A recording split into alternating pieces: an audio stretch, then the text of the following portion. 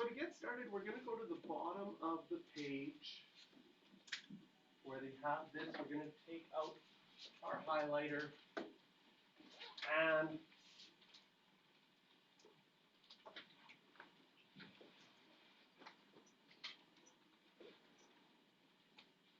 get introduced to the factored form of the quadratic equation. Sometimes you can factor it. You can factor out the a, and then you can factor it completely. And when you factor it completely in this form, then x1 and x2, are going to be your x-intercepts. So the factored form is really nice because it finds x-intercepts. And it's connected to what we did in our previous unit where we solved equations. But when we solved equations, it was always equal to 0. Does it make sense when you find an x-intercept, you plug in 0 for y, so then it becomes a chapter 3 question where you're just solving a quadratic equation.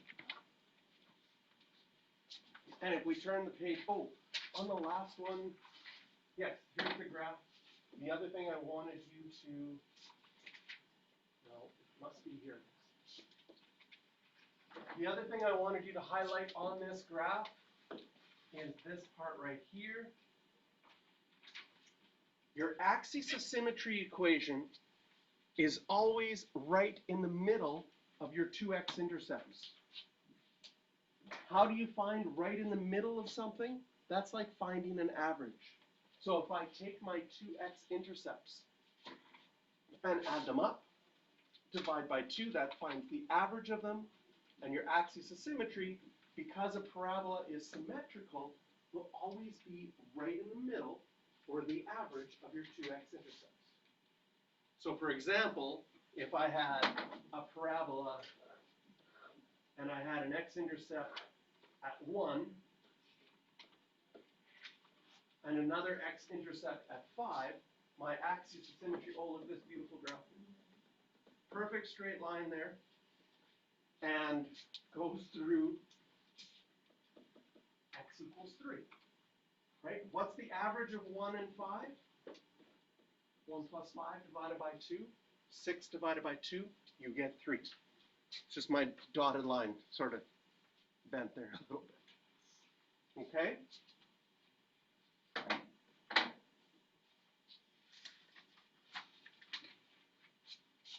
I'll also get you to highlight this.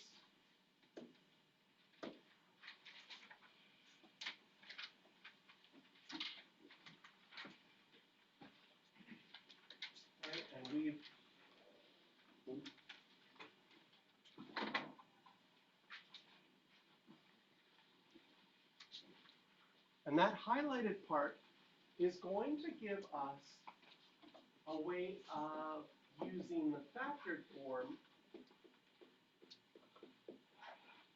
Okay, so here's x minus 1, x minus 5. Would you agree that the two x-intercepts are at 1 and they are at 5?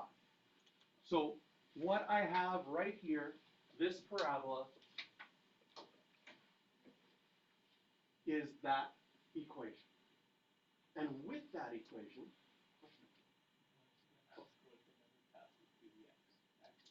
if it's above or below, then it will be something that cannot be factored. So not all parabolas can be written in factored form. So the factored form is kind of like, sometimes, right? Everything can always be written in general form, which is wonderful because it doesn't tell us much. Okay? We can always switch to standard form, which is really nice, tells us vertex, tells us axis of symmetry, but not always can we get it in factored form. But if something started in factored form, right, and we think about the picture that we drew to begin with, it's kind of annoying that you have to go factored form to general form first, and then to standard form just to find my vertex. There must be a better way to find my vertex, and the factored form tells us x-intercepts.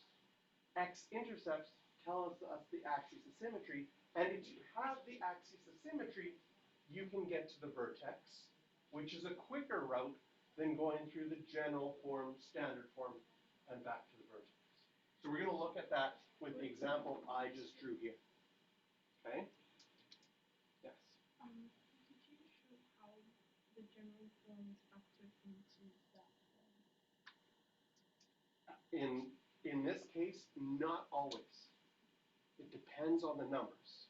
So this word right here says sometimes. Because to be able to go to the general form, to the factored form, it depends on the numbers and doesn't always work. So people can use the formula without numbers. You can't. Without the numbers, we can't factor it. Because we don't know if the numbers work. And A, B, and C have to represent all numbers. So we won't be able to go from here to here. Notice the B and the C disappear. Yeah, that's right. Yeah, and that's somewhat of an issue, right? Because the B and C disappear, which says if there's no way to always go. We showed there's a way to always go from here to here. Okay? So what does that mean for our question? We have x minus 1. We figured out that the x coordinate, or the axis of symmetry, is 3. So we now know that my vertex is at 3 comma something. And I can find that something by just plugging in 3. That's what we highlighted here at the bottom. The constant term in the equation of the axis of symmetry is the x coordinate. So this x equals 3 is the x coordinate of my vertex. Then I could plug that 3 in, and you see you get 3 minus 1 is 2, and 3 minus 5 is negative 2, and 2 times negative 2 would tell me that 3 negative 4 is my vertex. And I think that's faster in this situation than multiplying this out and completing the square. So this is a mapping of where you can go based on what you're given with a quadratic equation. If you're given the general form, you might want to factor if you have to find the x-intercepts. Because the x-intercepts can't, look at the arrows, they stop at the axis of symmetry. They don't go in this direction back. Some of the arrows you can go both ways. Like if you have your vertex, you can find your axis of symmetry. If you have your axis of symmetry, you can find your vertex. So, where do we go from here? Let's look at example 1.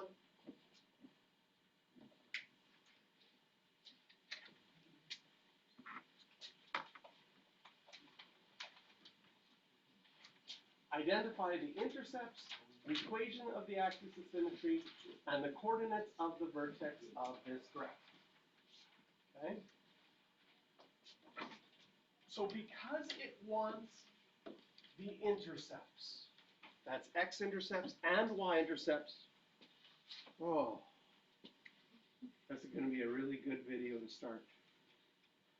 It's been off and quiet, so good thing you're paying attention. Anyways,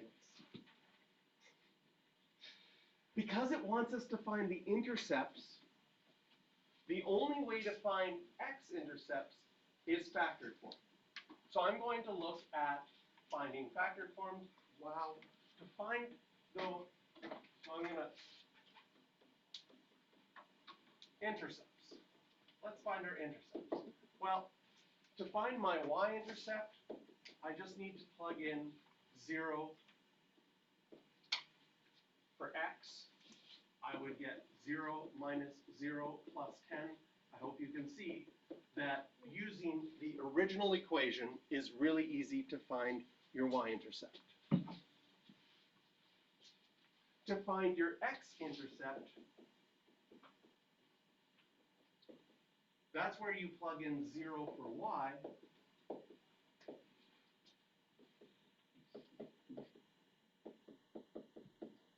And we have to solve this equation. So this is where it's going to make sense to change things to factored form. Or just solve this equation. Okay? So I'm going to, if you were solving this equation, the first thing I would do is divide everything by 2.5. So if I divided everything by negative 2.5, this divided by negative 2.5, this divided by negative 2.5, this divided by negative 2.5, and this divided by negative 2.5, I would get 0 equals x squared plus 3x minus 4.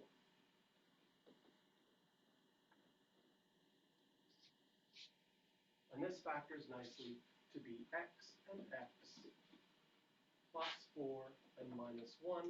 So our x-intercepts are at minus 4 and at 1.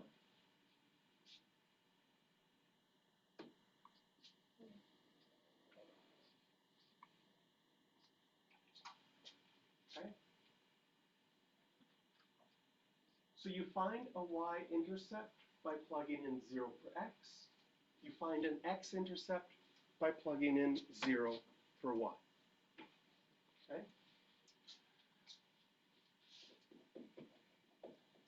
The factored form of this equation would look like this.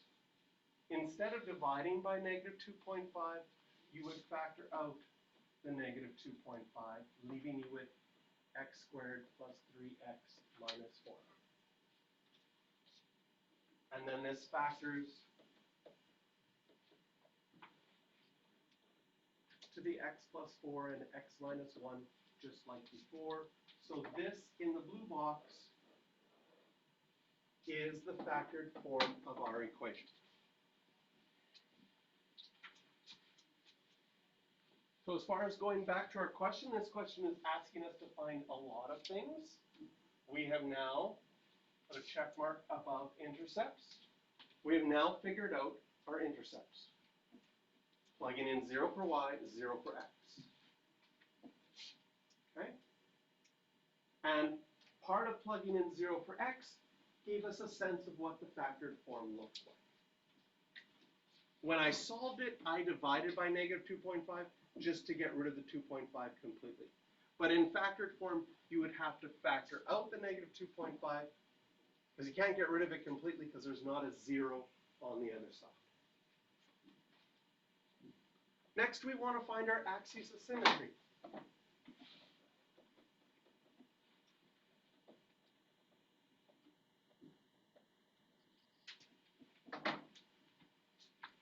So if we look back at that diagram that we had at the beginning,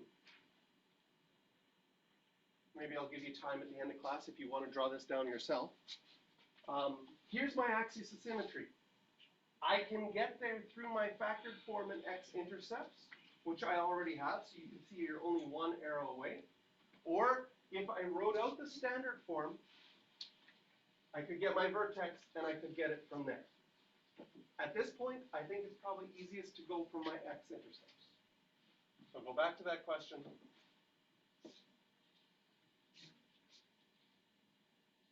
The axis of symmetry will be the average of my x-intercepts, which was negative 4 and a positive 1 divided by 2.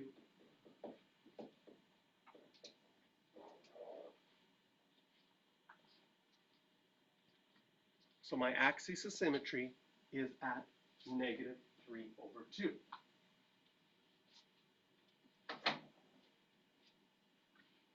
Go back to my question, back to the beginning.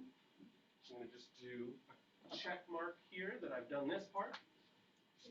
And the coordinates of the vertex. So the last thing we need is the vertex. Question? No? So again,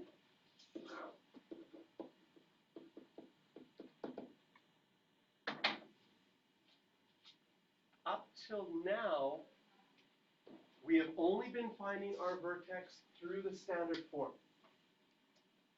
And you could do that again. We could start with the general form, move over to the standard form, and get our vertex. But we also just got the axis of symmetry. And you see that you're one step away from finding your vertex if you have your axis of symmetry. All you have to do is plug in the x coordinate into your equation. So what does that look like for us? We have our equation, the general form or the factored form. You could use either one. Maybe I'll use the factored form just because I can see it. All I have to do is to find my vertex is I could plug in Negative 1.5 for x, negative 1.5,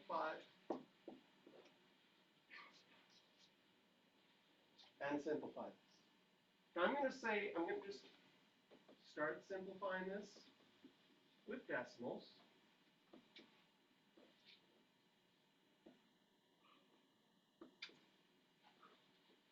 And I'm going to tell you that decimals are not your friends anymore. You are going to like fractions way better, because that multiplying out is not necessarily easy mental math to do. But if we take each of these numbers and we change them back to fractions, this is negative 5 over 2 times 5 over 2 times negative 5 over 2. Multiplying with fractions is a little bit easier. First of all, you see all the negatives will make it positive. 5 times 5 is 25, times 5 is 125. 2 times 2 times 2 is 8.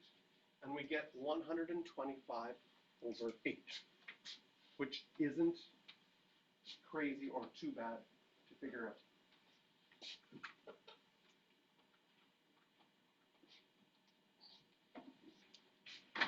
Which, you type it into your calculator, is 15 5/8, or 15.625. So now that we found our y value, what did they want? They wanted our vertex, negative 3 over 2, comma 125. I would actually prefer 125 over 8 over 15.625. Anytime the fraction is exact and it's nicer to work with. Yes? Is the test on calculator? The test, you can use your calculator, but some questions say no calculator for this question. So there's some non-calculator, some calculator. Questions for practice, circle 3, 4, and 5. And by the way, if you see this vertex, do you think completing the square would have been nice? Probably not, because the numbers aren't nice. So to recap on this one, I'm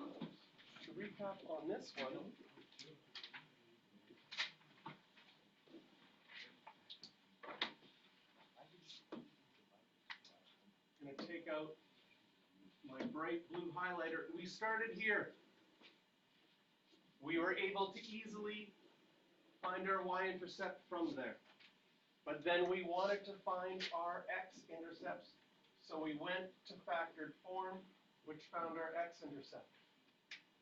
Then the question said find your axis of symmetry. Since we were already here, we were like, easiest to go in this direction to get to our axis of symmetry.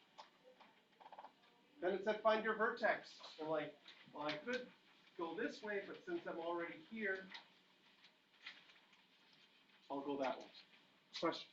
Why can't you find your x-intercept in general form? Didn't you put 0 and find yourself? We did. But as soon as you put 0 in factor, you basically have got yourself into factor form. Okay? So but I don't mind that. In fact, I think that is valid enough to put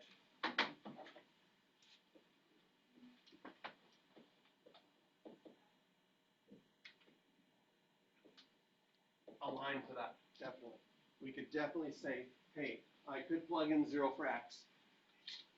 It is basically the same, like, you still factor, but instead of factoring out the a, you could divide by 8. So you kind of, like, by plugging in 0 for x and factoring, and if we look at the question that we just did, right?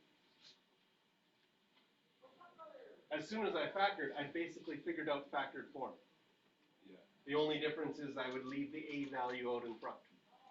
Like, if you couldn't factor out the a value, would you have to, like, just factor out the general form?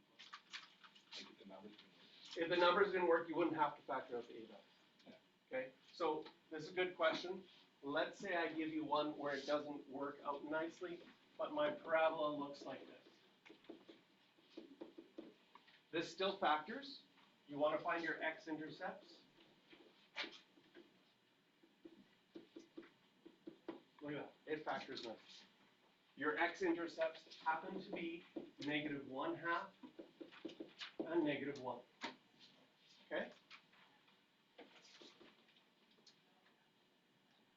So you wouldn't divide by the 2 then, like the 2 to the a value? Well, it doesn't help you factor here, right? Okay, but factored form in this one would look like this. The 2 would be factored out. Okay, because the a value gets factored out. But your x-intercepts are -1 and -1/2. So this would be, look like that. You'd have x plus 1/2 and x plus 1. Right? That would be my factored form. So sometimes finding your x-intercepts first, once you've found them, you know what these two things are going to be, because they have to be, one has to make -1/2. The only way you'd have that is x plus 1/2. One has to be -1. You get that with x plus 1. Notice if I just distribute this 2 into this part right here, I get 2x plus 1. So it's similar, sometimes factoring it, finding your x-intercepts first.